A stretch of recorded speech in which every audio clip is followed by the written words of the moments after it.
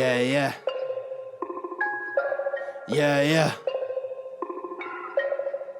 Yeah. Look, Wrestling 101, classes in session. Pay attention to the teachings, that's from Andrew and Derek. I mean, these guys making a killing with no competition. Dynamic duo better than the Hardy Boys and the Dudley Boys. Everybody make some noise, mess with them, you get destroyed. They cannot be beat, take a seat. Watch them do they thing on the MIC. Face defeat, they cannot be seen like JC. Oh my goodness, it's a killing spree. Hey, it's the kid, Vinny Pacifico here, and you're listening to Wrestling IQ 101. Hey everyone, this is Andrew from Wrestling IQ 101. When I'm not hosting our podcast, I'm usually at collarandelbowbrand.com. That's right, Collar and Elbow is the only place that combines wrestling with street attire. And I know what you're thinking, I want to look fashionable too, and I also want to save 10%. So head over to collarandelbowbrand.com and use the promo code WIQ101 and look fashionable and save some money. And now, on with the show. Hey everyone, welcome back to Wrestling IQ 101. I'm Andrew, and you can follow Wrestling IQ 101 on Facebook, Twitter, and Instagram at Wrestling IQ 101. You can listen right here on YouTube by hitting the subscribe button. You can check out past episodes, new episodes. And today on the phone with me is none other than Dahlia Monroe. How's it going? Hi, it's going good over here. How are you? Good. I'm absolutely excited to talk to you.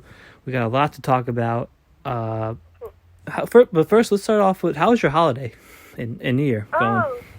Honestly, okay, so normally someone would say, oh, it was amazing, it was good. I actually got diagnosed with COVID-19, and I had a horrible Thanksgiving and Christmas. Oh, my God. Yeah, it's a crazy year. It's going to be another crazy year, I'm sure. But other than that, I had a mellow holiday. Let's just say that. Oh, well, at least you're on the mend, right? Oh, yeah. I mean, technically, according to the government, once you get diagnosed with it, you will test positive for 3 months. But I'm definitely on the mend. I've had it for like a month, and I'm definitely doing better. Well, that's awesome to hear. You know, we're talking about...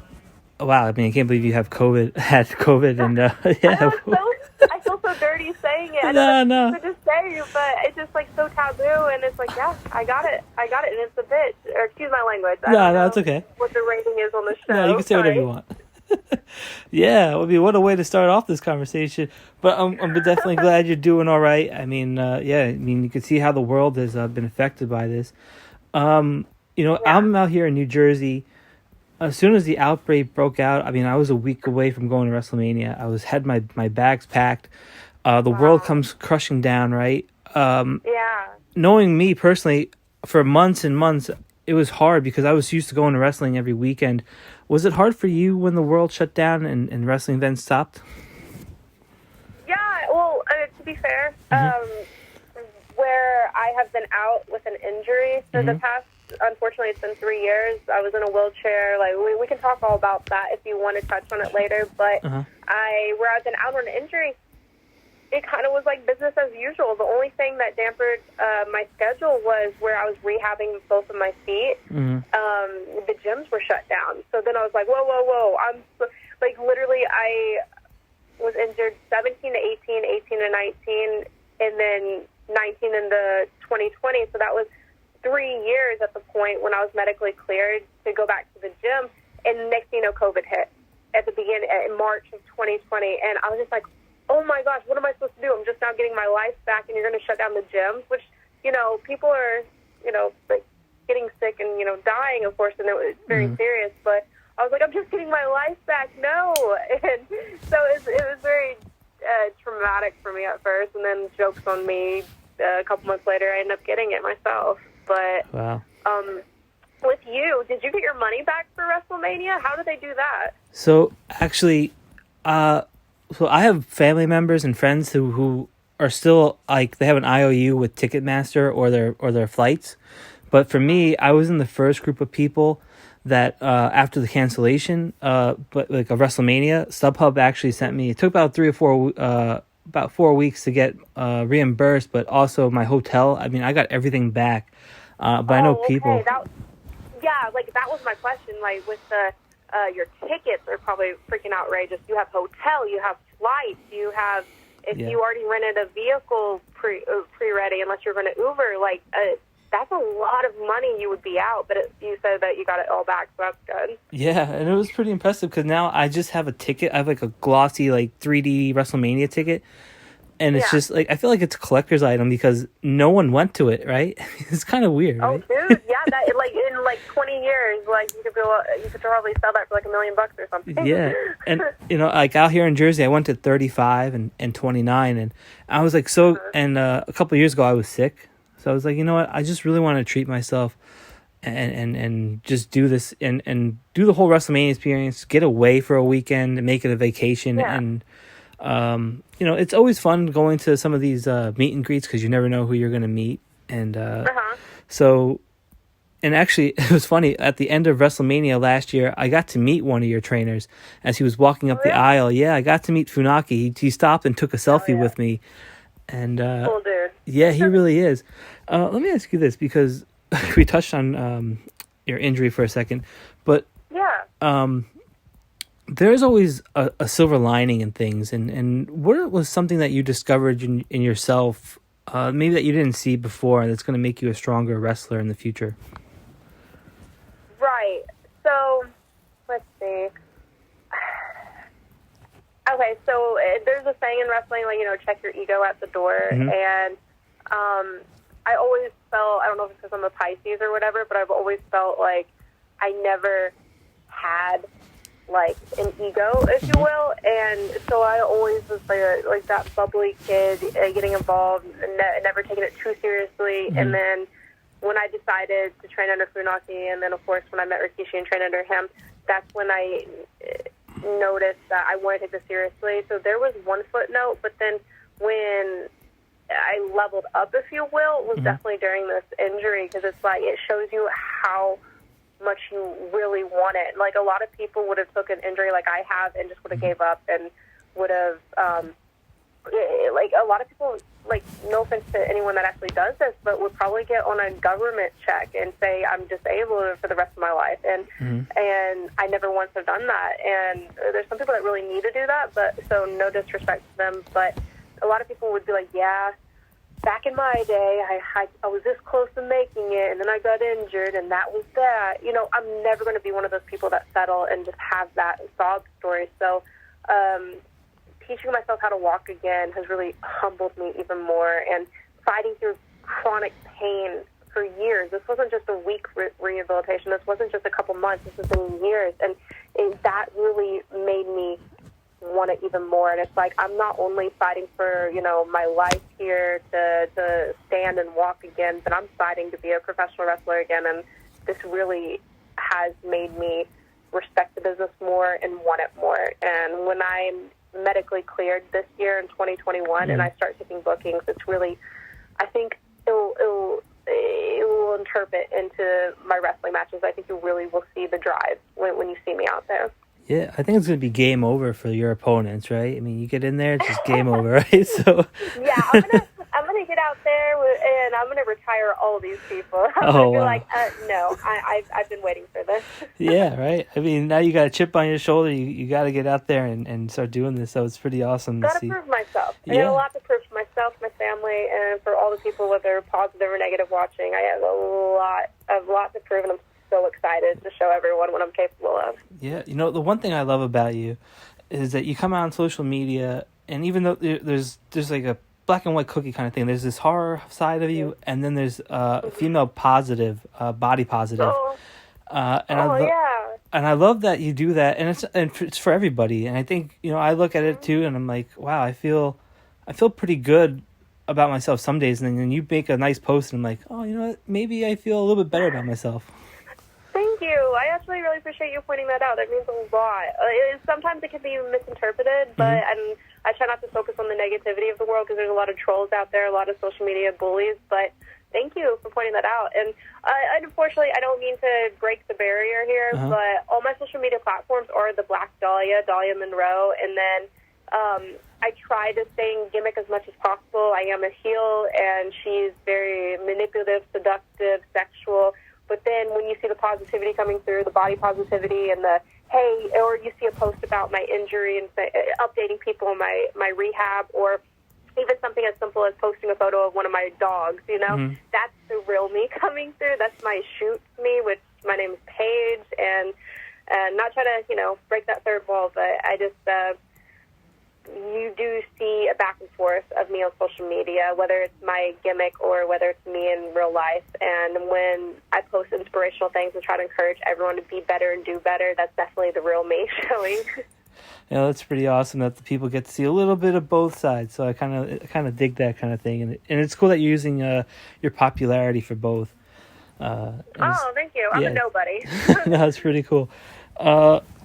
We touched on this. I mean, horror movies, right, are something that you really enjoy. Horror shows. What would people be surprised that you like when it comes to shows, movies, music? Okay, so this is going to sound like as if I already sound like I have a multi-personality disorder as it is. There's definitely, I'm not just so black and white. I'm not just like, I love Halloween's my favorite time of year, and horror films have always been there for me, and I like to interpret that into my gimmick. I picked, back in 2011, I was the first person to do the Black Dahlia gimmick, and I have been in the business since 11, and when I came up with that, what's the story of her? She's a young actress from the 1940s, and Elizabeth Short got brutally murdered. How sadistic is that to interpret that into wrestling? But I did it. So I think, to answer your question, something that will surprise people, like I was saying, I'm not so one-layered. There's a side of me that wants to wear a heavy metal band T-shirt with Converse on and just be completely rock and roll. And then the next side of me, I'm literally in a dress and heels, and I genuinely surprise a lot of my fans is I'm completely Disney. I absolutely love Disney princesses, and I was brought up just worshiping all the Disney princesses. I think my favorite obviously was the first Disney princess, Snow White, but then there was I just light up with the Disney magic. So there's the horror film side of me, then there's the Disney side of me. But then also, I think something that would shock a lot of people, if you look into my career, you'll notice that I actually did not start off as a wrestling fan. I was actually a theater kid, and I was going to college for a theater degree. So something that people don't know about me is I grew up with watching Turner Classic Movies, and I watched all the black and white films, and I'm just such a hardcore silent movie fan, and I love I love classic old Hollywood, so that might surprise a lot of people. Wow, that's pretty cool. I don't like. I'm not so much into the silent films, but I can watch Citizen Kane or something like that. That kind of stuff is pretty good. Right. You talked about acting and theater, right? That was something you're always into?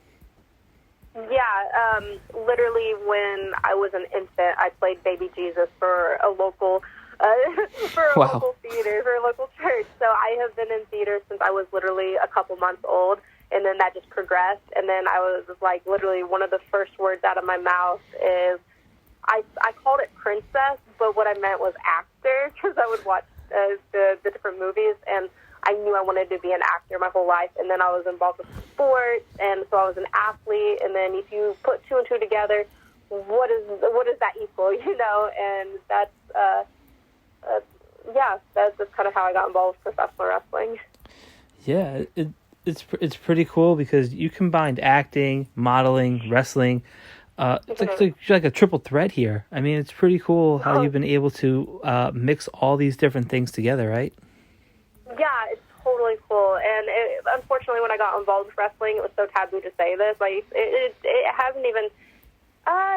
This spring will make 10 years of me being involved with the business. It was 2011, and dude, people would freak out on you if you were an actor getting involved with the business, if you were a model getting involved with the business, and if you it really confused me because in any profession, if you have any background in any studies and schooling and first-hand experience and hand-on experience with what you're getting involved in, you think that would market yourself better. And man, it pissed off a lot of people that I had a theater background, and but not a lot of people, a couple people, but yeah, like my theater background really helped me and was the whole reason why I even got involved with wrestling. And then as a manager, as a valet, and then eventually falling in love with it and progressing into becoming a wrestler.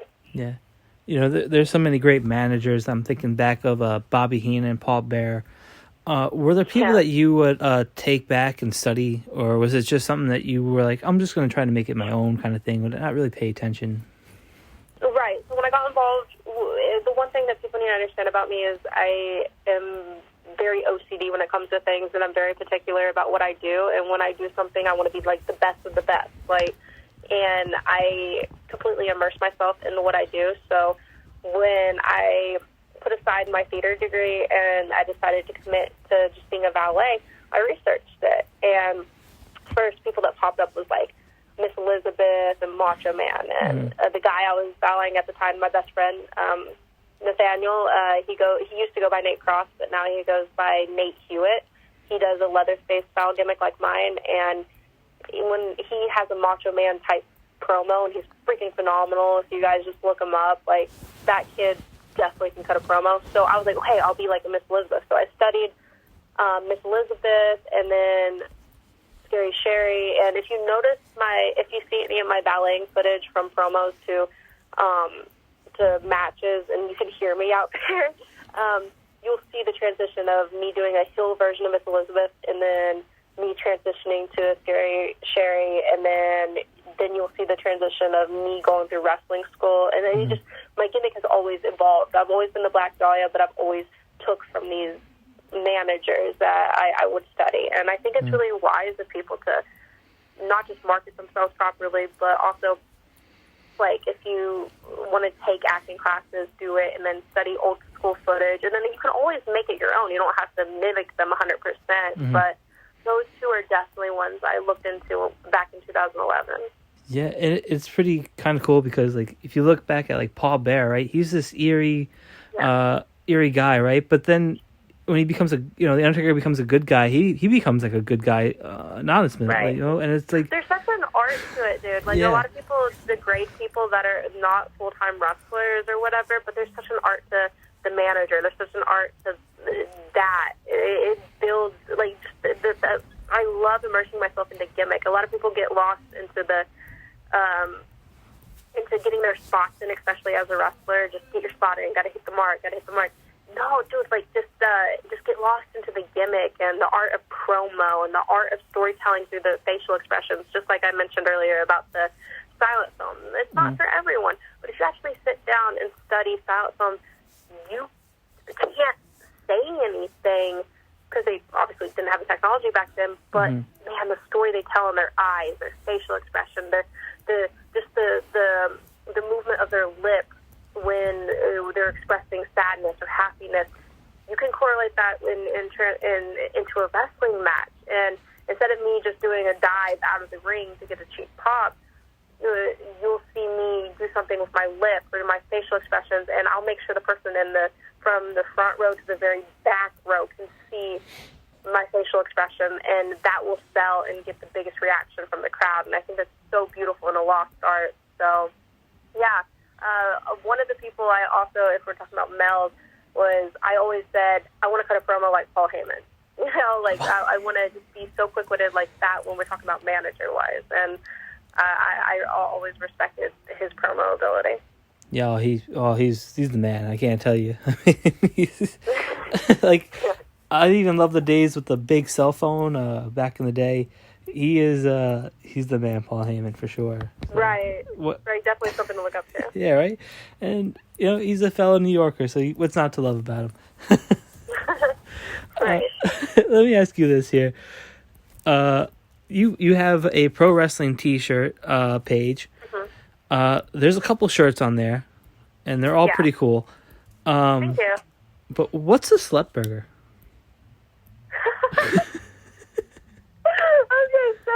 A lot of that's my personal life coming through. Oh my god, that's so brilliant. Thank you for that unique question. Every time I do these interviews, everyone has the same question. What was it like training under Rikishi, Funaki? Which of course people are interested in that. Oh, you were a theater kid. All the same nobody. No one knows of me, so okay. But that one, you really, that was good. Good job. Good research, man. Okay. You really want me to answer that? Yeah, I mean, if it's... Yeah. Okay. So, it goes with my gimmick, so I'm going to say that. But also, it's just such a huge inside joke between Nathaniel and I. So, basically, like, when you talk about someone being a snack, oh, she's a snack, right? Yeah. Or she's a whole snack. Well, what? Like, a lot of people are like, that's offensive. No, it's fine. It's fine. As long as you're talking to someone that you know and you both are not offended by it, and it's okay. It's okay to call your girlfriend a slut and she call you a bitch. You know, it's like it's just teasing in your inner circle. It's not derogatory at all. So, my friend Nathaniel, we tease each other. We act like basic bitch girls, and we're a slut and stuff. And then the burger part is meaning in referral to being a whole snack. So I'm a slut burger. Wow, that's pretty funny. Because I am a slut and I am the whole snack. I am a whole course meal. Well, that is pretty funny. And of course... It's goofy as fuck, man. It's definitely an inside joke, and I just broke it down for you. But also, I mean, I think the Black Dahlia is a slut burger. That's hilarious. And of course, there's other designs like the Chainsaw Queen, the Scream Queen, and of course, Sexy Gym Time. Okay, yeah. So in 2011, I came up with 2 catchphrases, and they're 2 of my newest T-shirts, which is nothing and deal with it, and then there is the purple design on there, and then Sexy Gym Time, which is the hot pink one. So so the nothing and deal with it is something I gave Nathaniel. So if you ever research us and look up like a Nate Cross promo, a closer to each promo is was our there's not but 2 things you can do about it. Nothing and deal with it. So that was a catchphrase we came up with, and I'm just using it with my gimmick. So that's going to be a closer to a lot of my promos. And then the other shirt, Sexy Gym Time. So personal life mixed with regular life. So the gym became a really big passion of mine about 2012, 13, and fitness was a passion of mine. But then I didn't know how to express myself when, like checking in on Facebook was so new back then, and I was like, I got to check in every time I go to the gym where it doesn't count, which was so childish of me. But where it was my gimmick page, I was like, what's a good catchphrase to say? And as a heel, what is the best way to be a heel but then be such a narcissist? Like everything, so my gimmick was everything is sexy. Yeah. I'm sexy, and everything that I do is sexy. So I just ooze sex, and just like that is the gimmick. That's the whole shtick of it. And so I go to the gym, and it's just instead of it just being a gym session, well, it's Sexy Gym Time, and it's time to get sexy. So that's where the Sexy Gym Time comes from. That's pretty hilarious, actually. Yep, it's nearly a 10-year-old catchphrase, and I finally got it on a shirt. That's pretty sick. Yeah. And I love the designs you have, and of course, thank you. Do you come up with them by yourself? Do you sit down with an artist? I mean, how does that process go about? Because you have some pretty intricate shirts. Every single one of the shirts that you see, I come up with in my head, and then I have to find a designer to design them for me. And so far, every single one is my envisionment, except the Scream Queen one. I was like, I want something horror film. I want something like this. And then Juan Ortiz is the one that designed that. He's really amazing. If you guys look him up on Instagram, Facebook. And then, let's see, I have Brandon Day that has done a couple of mine. But it's virtually just something I come up with, something ridiculous that I come up in my head. And I'm like, hey, can you make this a shirt? And I think, like, all my artists think I'm freaking crazy because they do it. They're like, hey, I want this, I want that, I want this, and they always deliver. So Juan is my main to-go guy, but then I have a couple other people that have done designs, like my Sexy Gym Time and my Nothing and Deal With It was another artist, and then I have a fourth artist that's coming out. Dude, you're going to be blown away by this collaboration I'm doing with Nathaniel. Because I'm like, okay, my new T-shirt design, which I'll post about it and you'll see. I can't remember the name of the guy, but basically I was just like, okay, here's an Evil Dead poster, and here's a Star Wars poster, and Luke Skywalker standing there with Princess Leia and the lightsabers up in the air. I'm like, but make that with chainsaws and make all the cryptozoology, all the cryptids dead at our feet and like on a mountain, and it's going to be Nathaniel and I, and I'm like, emphasize my hourglass figure and make it like Jessica Rabbit, like just over the top cartoon, and this dude is delivering, and it's going to be my next T-shirt. But yes, 98% of the time I 100% come up with it myself, my shirt, but just to go with my gimmick. But I think the Sexy Gym Time, I just told him hot pink, have fun with it, and I think the guy blew it out of the water. He was really good, and I think it's like just like this straight bar set, and well, you guys will see it on Wrestling Tees, but he came up with that, and then Juan on my Scream Queen, I was like, just have fun, free liberties to it, but yeah, almost 100% of the time I come up with the designs myself. Yeah, it's crazy, and it's crazy creative of you to mix Star Wars and like dead people. It's like chainsaws. I mean, it's just kind of... Yeah, the Scream Queen is obviously just a classic, all about all the Scream Queens and the horror genre, and I was like, fuck it, I'm going to be a Scream Queen in wrestling, and I have this crown made of human flesh, and then I have a vest made of human flesh, and then to a nod towards my theater background, I have a Phantom of the Opera style mask, but yet it's made of human flesh. I have this guy named Tony. If you guys get on my Facebook, you'll see him tagged everything. Tony's an amazing guy down in Florida that makes all the human flesh gimmick stuff for us. But then a lot of people think we're just doing a Texas Chainsaw, but we're carrying out chainsaws, and like Nathaniel and I, and they're like, oh, you're doing a Texas Chainsaw Massacre gimmick, and it's like, no. Yes, it's a nod to that because of our horror, our love for horror, but it's not just that. They're like, oh, you're doing like an Ed Gein gimmick, which inspired Texas Chainsaw Massacre. It's like, yes, but no, we're doing our own thing, and what ultimately we are doing is we're urban legends that are killing urban legends. So if you look at Nathaniel's page, you'll see that he not only has a human flesh, vest, but he also has an alien. Like, we, captured an alien and skinned it, and we're wearing its flesh. So my alien outfit is in the works with the guy in Florida, and it will be here within a month. And then, think of all the other cryptids, and there's possibly going to be a lot more outfits made. But that's basically the whole shtick, is where just urban legends killing urban legends. It's pretty cool. Do you watch Walking Dead? I have seen bits and pieces of it, but I never got into the hype of it. Oh, okay.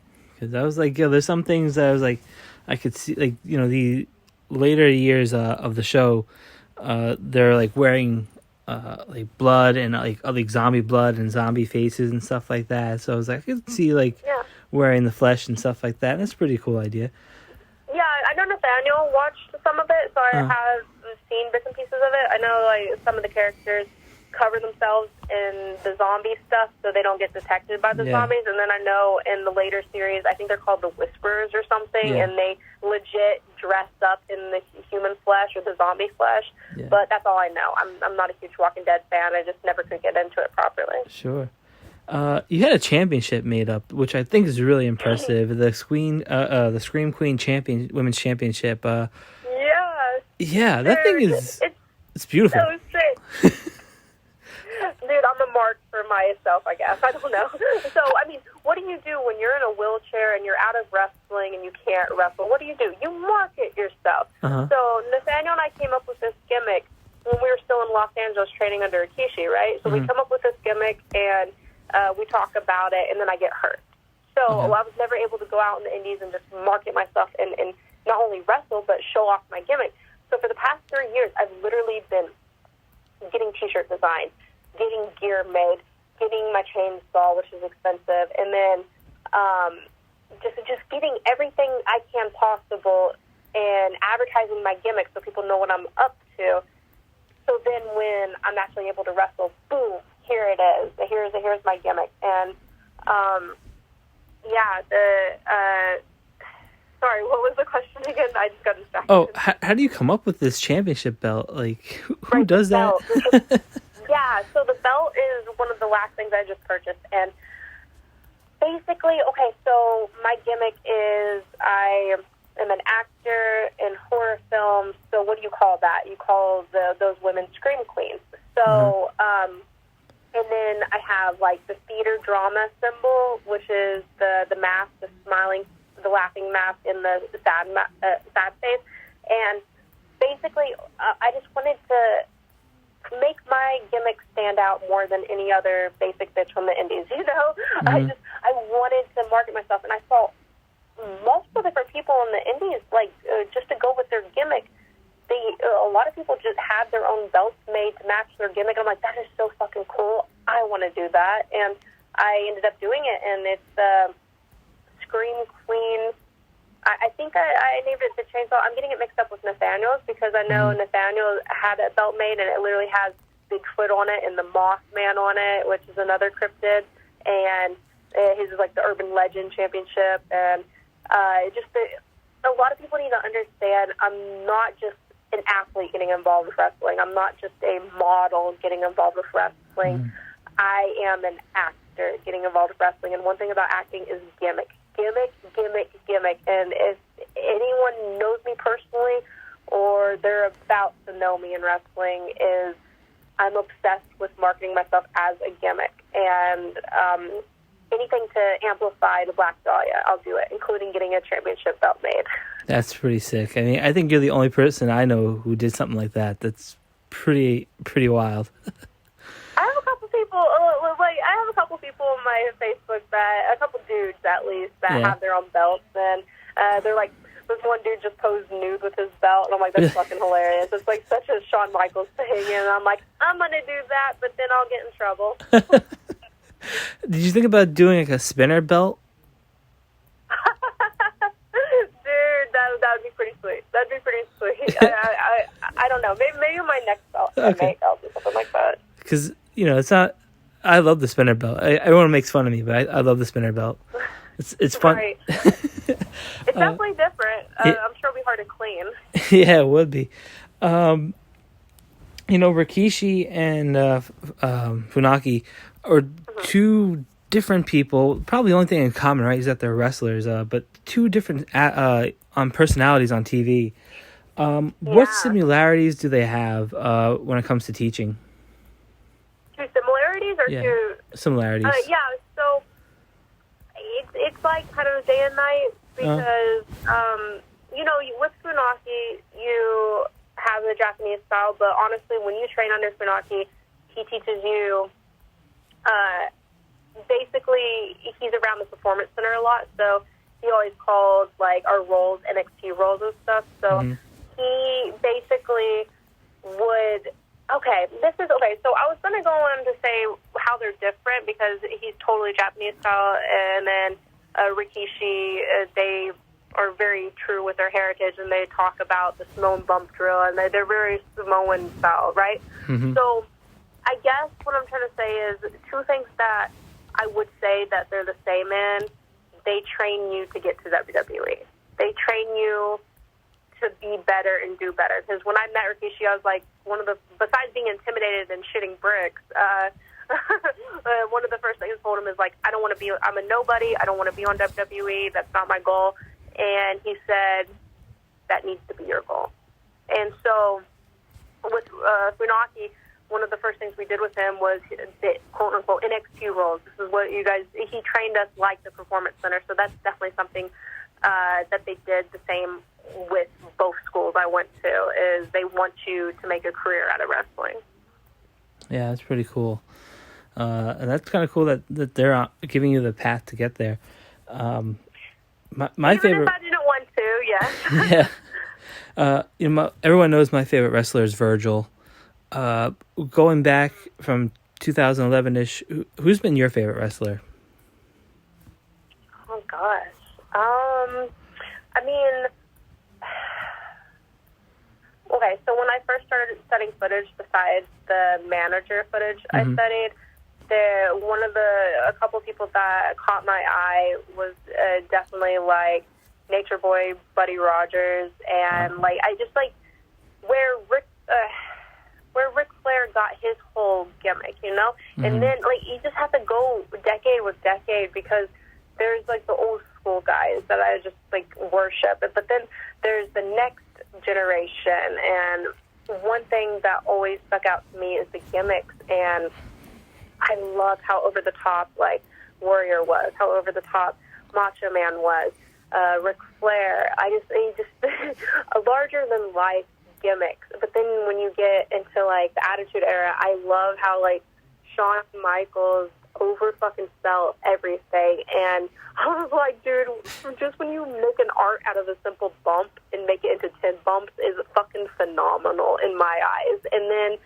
let's see, I just can't pick one really, because I mean, if I just pulled something out of the hat, I would of course say Macho Man, but let's see, and then you got the women like China paving the way, and and then Natalia. I heard that I follow her on Instagram, and I think she has her own school now, which I would freaking love when I get medically cleared to go down to Florida and be a part of that. I don't know if they're taking students. I mean, The Rock is an amazing promo. You can't go wrong with Stone Cold Steve Austin. Yeah, I'm just going to blend all those together. How's that? Yeah, it's pretty cool. And it's amazing how far you go back, because, I mean, you talked about loving old movies, and you're starting pretty much at the beginning of wrestling on TV with Buddy Rogers. I mean, it's pretty impressive how far back you love this history. Dude, like when I got involved in 2011, I literally studied it down to the carnies. Like when I found out how wrestling became wrestling, and when I found out when it became from a work to from a shoot to a work. Like not a lot of people understand that this was shoot fighting at one stage, and then people just kept on getting hurt, and that was their livelihood. That's how they fed their children, and then they're like, wait, let's make it a work. And wrestling became what it was because of the carnies into the earlier stage. And I really did my research. Two things I loved growing up besides one was theater and one was a history, and I made sure I understood what I was getting involved in before I got involved in. And a lot of people that get involved with wrestling are just no shame to this. This is beautiful and all, but it wasn't me. A lot of people just were marks, and they sat in front of the TV in their diapers and watched wrestling all the way up until they became of age, and they're like, oh, I want to do that. And they put on spandex and they go out there and try to do what they see on TV, which is fine, but that wasn't me. It's kind of like I was bred for this in a way. I know that sounds very narcissistic, but I'm not trying to sound like that. But I literally played sports since the age of 2, and you're not allowed to play sports until you're 4. But I had an elder sister, so I was allowed to be on the team. I literally have been in plays since infancy. I've theater background, athletic background, all the way up to senior year until I started getting involved with wrestling in 11. And everything about me was prepping for this. And when I recover from my injury, I really want to just show the world, and just even though I'm a nobody, I truly want to show people the art of wrestling through my gimmick and through storytelling. And I really can't wait to get that opportunity to get out there and do that. My last question for you is, now that 2020 is over and 2021 is here, and there's so many different places. There's AEW, there's NXT, there's Impact, there's Ring of Honor. Where are you? It's a good time to be a wrestler. Yeah, right. And there's other places on TV, and there's other big promotions that are popping up across the United States and across the world. Where do you see yourself fitting in? Where do you want to be? I mean, what's the goals here in 2021? Right. Two different answers to that question, because I believe 2021, I would like to get my injury in the past, and I would like to be I just was recently, before I got COVID-19, before I got a positive diagnosis, I was medically cleared to start weightlifting again. So, of course, my luck. Fully bodybuild get in the best shape of my life, get medically cleared to wrestle, get the ring rust off me because I'm green as fuck still. Like when I was injured, I was still a trainee. So get the ring rust off, purchase my wrestling gear, and start just working the indies and start grinding and start pumping out promos and get booked everywhere as possible. So that's my goal of 2021. And if I'm blessed enough to get in the best shape of my life, to be a true athlete out there and prove myself worthy of being in the ring again. As for the second part of the question, like so I divided that up, are you asking which place would I like to see myself? Yeah, where do you think you fit in the best? I mean, there's NXT, where I would fit right? in the best? Yeah. Oh God, I don't know. I'm a freaking nobody, dude. Probably nowhere. I don't know.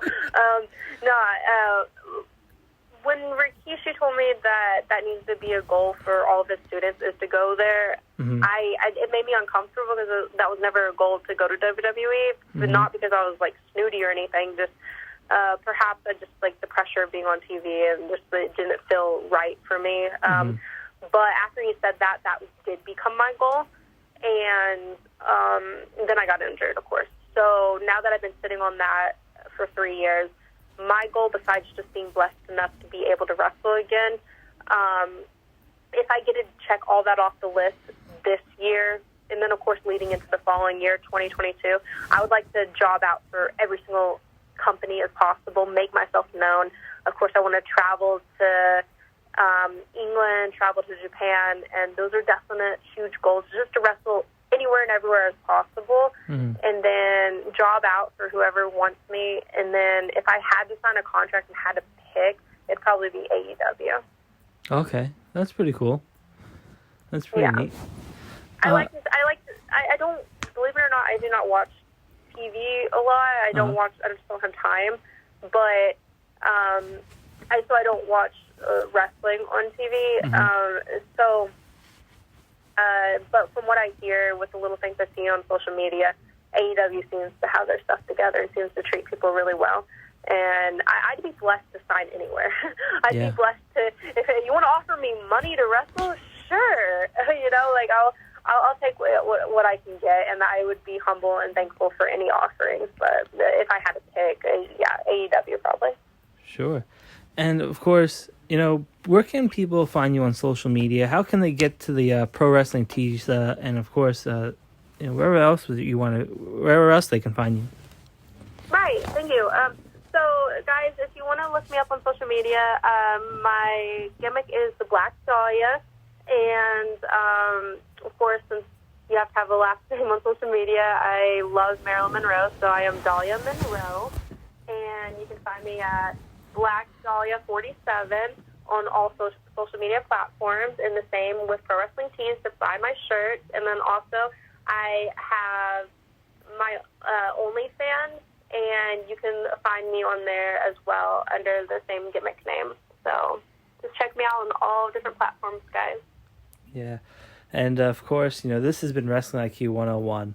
You can follow us on Facebook, Twitter, and Instagram at Wrestling IQ 101. You can listen to us right here on YouTube. Hit the subscribe button. Check back and see the old episodes. See some current episodes and see this one right here. You can listen to it. And for us, we'll see you soon. And everyone stay well.